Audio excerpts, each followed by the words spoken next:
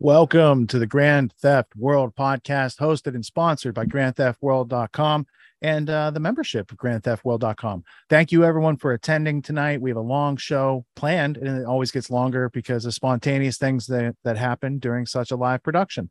So we're going to go over stories for the next 6 or 7 hours. We have 2 live guests tonight. It's going to be an extravaganza. If you can make it all the way to tonight's intermission, some very important historical context for things going on today.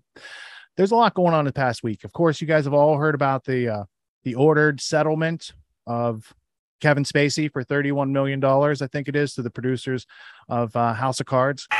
Kevin Spacey has lost his appeal against an order to pay $45 million in damages to the production company of his former series, House of Cards. The series' 6th season was abruptly reworked after Mr. Spacey was accused of numerous accounts of sexual harassment, claims he still denies. He was ordered to pay the damages in 2020 after arbitration found he was in breach of his contract due to the alleged misconduct. Mr. Spacey pleaded not guilty in London last month to 4 counts of sexual assault against 3 men in allegations dating back 2 decades. And then there was also the news of nearly $50 million judgment against Alex Jones. One of the things you've been talking about on your show is your allegation that government officials are aiding in child trafficking, right? You mean like what Jeffrey Epstein did with the Clintons?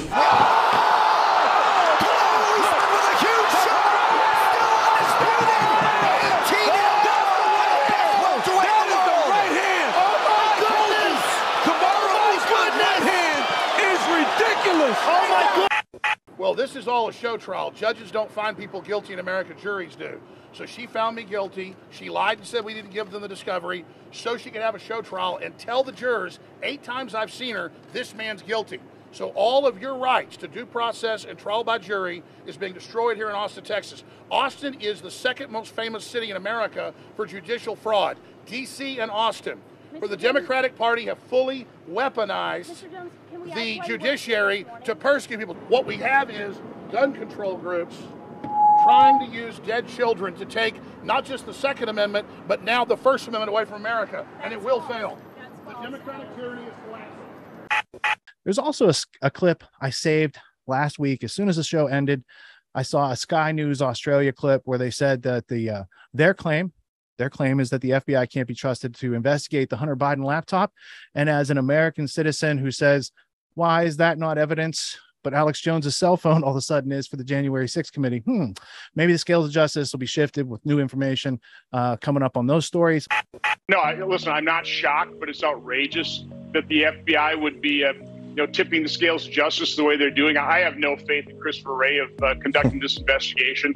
But it's important the American public understand the FBI had Hunter Biden's laptop in December of 2019. They certainly saw the evidence of what I think is criminal activity on that laptop.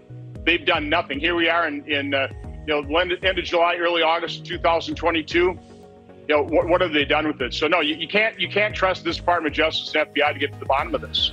Now we're going to have Ray before our committee, Director Ray before our committee on Thursday, and he's going to get a lot of questions about this, and he ought to know that he's going to have to show us concrete information and plan that he's going to be able to change this culture in the FBI where there's power or party makes a decision of whether or not investigations go ahead.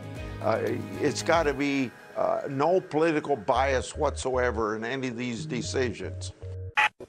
And then the FBI report on domestic terrorism was leaked to the public. Apparently, Betsy Ross flags, Gadsden flags, Gonzalez flags, and symbology is now a taboo in this country. Yesterday, it was reported that Project Veritas had obtained a copy of an FBI training material, which listed various symbols and themes which, in the FBI's estimation, were indicative of, quote, militia violent extremism. Now, these symbols weren't things like the Ku Klux Klan or the Nazi Party, which naturally would be symbols of that, but instead they included, rather astonishingly, patriotic symbols of our nation and our history.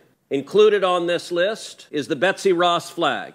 Now, that's fairly remarkable that the Betsy Ross flag in the FBI's indication is indicative of militia violent extremism, because among other people who have been publicly alongside the Betsy Ross flag, we have President Barack Obama, who was sworn in directly underneath two Betsy Ross flags. But it's not just President Obama. We also have President Biden, who was sworn in under Betsy Ross flags. Also on this list is the Gadsden flag. The state of Virginia has a license plate for the Gadsden flag, as do many other states. I think people would be astonished to find that having that license plate, the FBI indicates that you're a violent extremist. Also included on this is a Texan I was particularly struck, is the Gonzales battle flag. Come and take it. I will self-report right now that every day in the Senate I wear my boots that have the Gonzales battle flag on the back of them. Director Wray, what are y'all doing? This makes no sense.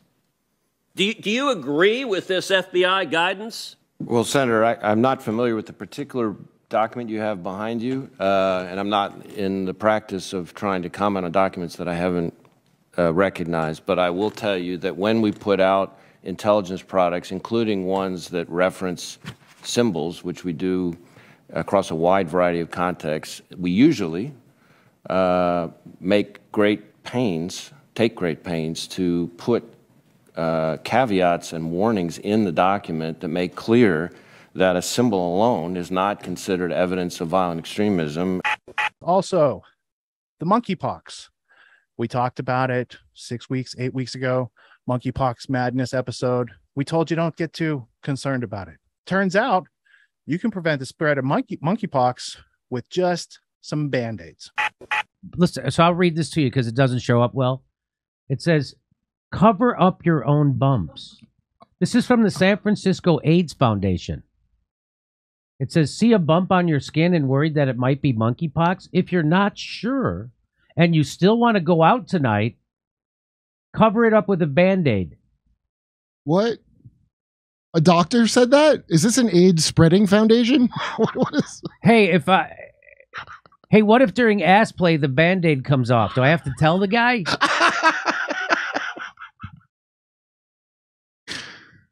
That's really their advice. Their advice is put a Band-Aid over your monkeypox if you think you have monkeypox, but still come down to our fetish festival. Was this doctor like under a bridge? Where did you find this doctor? It's like COVID. Everybody locked down for 2 years and wear a mask to bed. Monkeypox, put a Band-Aid over it and go fucking people in the alley. This is real. If you feel like it's likely to be monkeypox, for instance, if you know you may have been exposed, it makes sense to stay home. Does it though? Maybe really? Maybe still put a Band-Aid and go out anyway, you know? even with a Band-Aid? Elon Musk said the world is underpopulated, and people were taken aback by that this past week. He said the problem is not enough human beings reproducing. What do you think is the biggest threat to mankind right now? I'd say the biggest threat right now is population collapse. The super low growth rate. Really? Yeah. Over like nuclear war, natural disaster. Don't we have an overpopulation problem? No, we have an underpopulation problem. Really? Yeah. Why do you say that? So this is the most commonly misunderstood situation. Yeah, they definitely push that we have a overpopulation. Yeah, why is that? No, I don't know. That's an interesting story we'll talk about later tonight. And also, Ron DeSantis fired a Soros employee, and either Soros wanted to fire him and he called DeSantis and said, hey, fire this guy, or maybe DeSantis is taking steps against the well-funded un-American actions of a foreign billionaire who has a plan to disrupt our democracy because he makes money from chaos. Maybe he helps to create a little chaos along the way. Wrapping up the week, Governor DeSantis dumps the Soros-backed Florida state attorney. Elect people in one part of the state to have veto power over what the entire state decides on these important issues.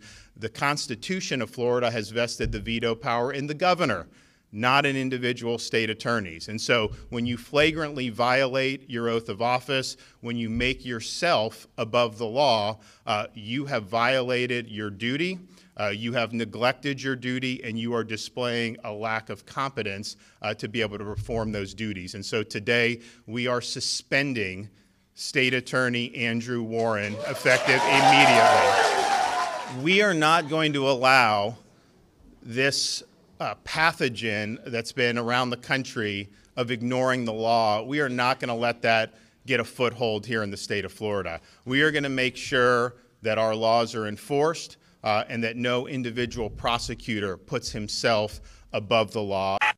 We're going to have to get into these stories, but before we can do all that, let's go to this week's kickoff. Luke Rudowski with his report from earlier today, and then we will start to go into some deep dives, not deep research. We will discern between the two later tonight, but right now let's go do the kickoff with Luke Rudowski.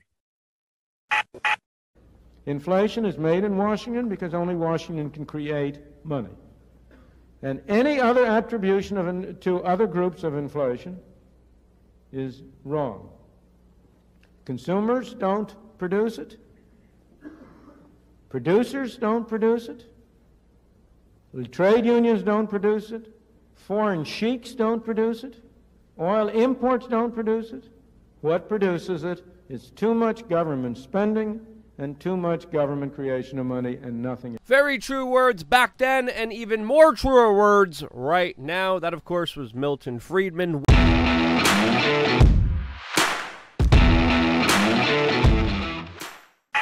What makes autonomy uniquely empowering? Autonomy is a self-help course unlike any other. Over the course of our 12-week program, you'll experience weekly live lectures from Richard Grove, specifically designed to equip you with the skills you need to set yourself free.